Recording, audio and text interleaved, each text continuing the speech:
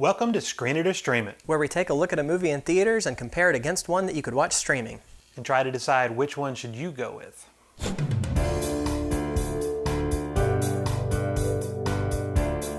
Beauty and the Beast is the story of Belle, a young girl who shuns her civic duties to her town and spends her days with her head in the clouds until she has a run-in with the Beast, whom she cannot stand until she finds out how wealthy he is, at which point she falls madly in love with him. No, it is not. Well, that's the way I saw it. Look, Beauty and the Beast is a story about Belle, a young girl who's a bookworm and looked down upon by her village for not being like all the other young ladies. Belle's father is taken hostage one day by a scary beast, and Belle trades her freedom for his. During her captivity, Belle learns that the beast has been transformed from his former princely self by magic, along with all his servants, and they are not as mean and scary as they first appear. The only way the spell can be broken and they can all be saved is if the beast can find someone to love who also loves him back. But time is running out and Belle is their last chance for salvation. For our streaming comparison this week, we chose Ever After. Ever After is a retelling of the Cinderella fairy tale. Danielle, who is the Cinderella character, is at a loss when she loses her father suddenly and must live with her wicked stepmother and two stepsisters.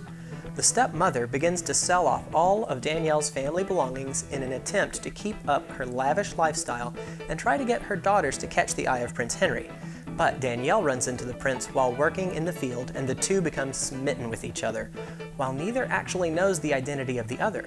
With the help of Leonardo da Vinci, who is in the role of the fairy godmother character, Danielle goes to the ball to try to meet up with the prince and thwart the plans of her stepmother and hopefully live happily ever after. Both movies are a retelling of Disney's retelling of classic fairy tales. Beauty and the Beast strives to duplicate the 1991 cartoon version almost down to the letter. Yeah, and Ever After is a retelling of the Cinderella fairy tale. It, however, does not copy previous versions. It does keep the core story intact and the theme, but does so while at the same time deviating enough to make it feel different and refreshing. You know, Beauty and the Beast has an awesome cast. Emma Watson, of course, is Belle, but it also has an all-star lineup. Kevin Kline, who played her father, Luke Evans, Ewan McGregor, Emma Thompson, Stanley Tucci. Ever After, Ian McKellen, for Pete's sake. Ever After has a stellar cast as well, if not quite as packed with big names, but Drew Barrymore as Danielle, Angelica Houston as the wicked stepmother, and Melanie Lynskey stole quite a few scenes as the not-so-wicked stepsister. I guess it really comes down to this. They're both Disney princess stories, so you get all that comes with that, whether you think that's a good thing or not. There's a pretty princess, A somewhat hapless prince, a love story, heaping helpings of girl power, and a dead mother. Disney does love to kill off people's mamas, don't they? Keep running! Keep running!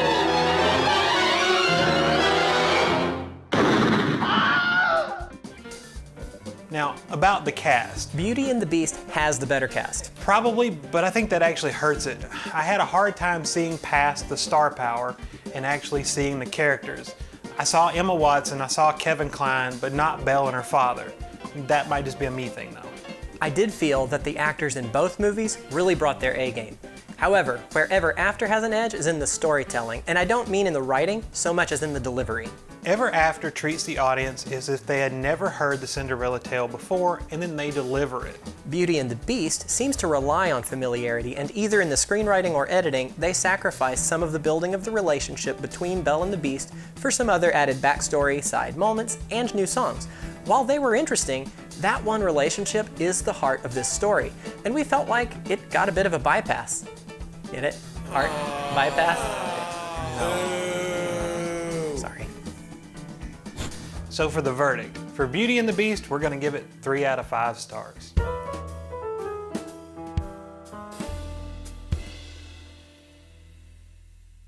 And for Ever After, 4 out of 5 stars.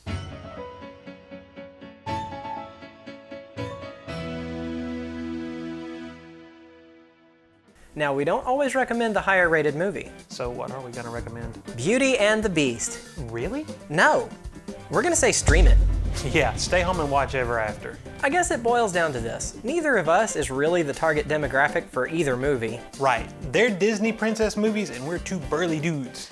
Well, maybe 1.5 burly dudes, but either way, we really enjoyed Ever After and not so much Beauty and the Beast. If you have children though, they're gonna love it. Well, sure, but everyone can enjoy Ever After, and it has two things really working in its favor. One is that it doesn't follow the same old story. As adults, we have this whole Cinderella thing down pretty good.